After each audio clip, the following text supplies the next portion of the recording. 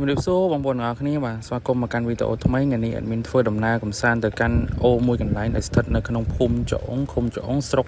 អូជុំខេត្តរតនគិរីដែលអូនោះមានឈ្មោះថាអូជើងតាំងហើយទីតាំងដែលពួកខ្ញុំទៅបើនិយាយពីចម្ងាយប្រហែលជា15គីឡូពីទីរួមខេត្តយើងណាបងប្អូនហើយនេះគឺជាសកម្មភាពមួយចំនួនដែលពួកខ្ញុំទៅហើយក៏មិនទាន់ទៅដល់អូជើងតាំងភ្លាមៗដែរគឺពួកខ្ញុំចូលទៅចំការតែមើលមាន់មើលទាមើលឆ្កែមើលឆ្មាសិនហើយក៏ឆ្លៀតពេលក៏ខ្ញុំទៅមើលមងមើលអីរាវក្រុមរាវអីហើយចឹងទៅបន្ទាប់មកក៏បានត្រី4 5ហ្នឹងក៏បីយកទៅអាំងនៅឯអូជើងតាំងហ្នឹងណាបងប្អូនហើយសកម្មភាពមួយចំនួនផ្សេងទៀតគឺខ្ញុំអត់បានដាក់ចូលទេដោយសារតែពេលខ្លះអាចបងធុញទ្រាន់អីចឹងណាហើយបន្ទាប់ពីមើលមកមើលអីហើយក៏ខ្ញុំចាប់ផ្ដើមរៀបចំសម្ភារៈឲ្យបានហ្នឹងគឺចេញទៅអូជើងតាំងតែម្ដង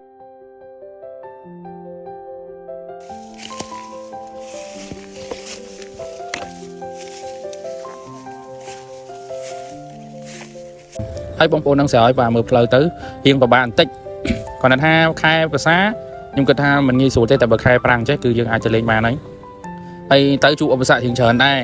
តាំងពីបលាតាំងពីអីហ្នឹងពេញតែផ្លូវហ្នឹងបងប្អូនប៉ុន្តែគាត់ថានៅពេលដែលយើងទៅដល់គឺយើងនឹងទទួលបានអារម្មណ៍បែបថ្មីជាច្រើនហើយអូជើងតាំងគឺស្ថិតនៅក្នុងជ្រលងភ្នំតែម្ដងបងប្អូន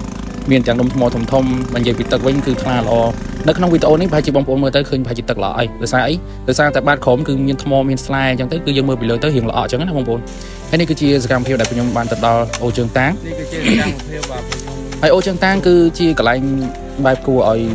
ចង់ទៅតែម្ដងសំបីតែខ្ញុំគឺលើកទី1ដែលខ្ញុំបានទៅដល់ហើយក៏ខ្ញុំទៅដល់ហ្នឹងគឺមានអារម្មណ៍ថាវ៉ាវគឺស្អាតខ្លាំងមែនទែនបើសិនជាបងប្អូនមានចំណាប់អារម្មណ៍ថាចង់ទៅលេងនៅអូជើងតាំងបងប្អូនអត់ដឹងថាទៅតាមវិធីណាអត់បងប្អូនអត់ដែរស្គាល់បងប្អូនកុំភ្លេចចូលចុចលេងនៅក្នុងcomment របស់ខ្ញុំទៅគឺខ្ញុំតម្លាក់លេងនៅក្នុងវីដេអូហ្នឹងដើម្បីឲ្យបងប្អូនធ្វើដំណើរទៅដល់ខ្លួនឯងហើយបើសិនជា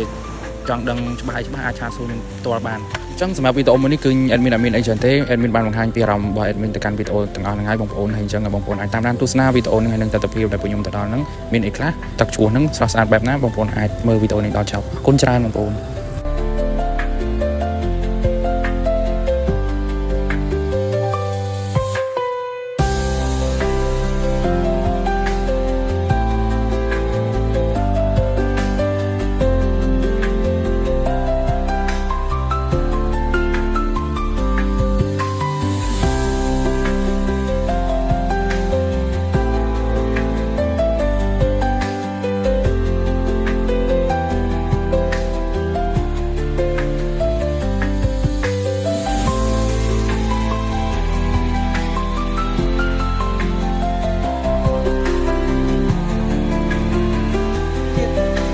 ទស្សនវិជ្ជាបានគ្រប់ទុកមក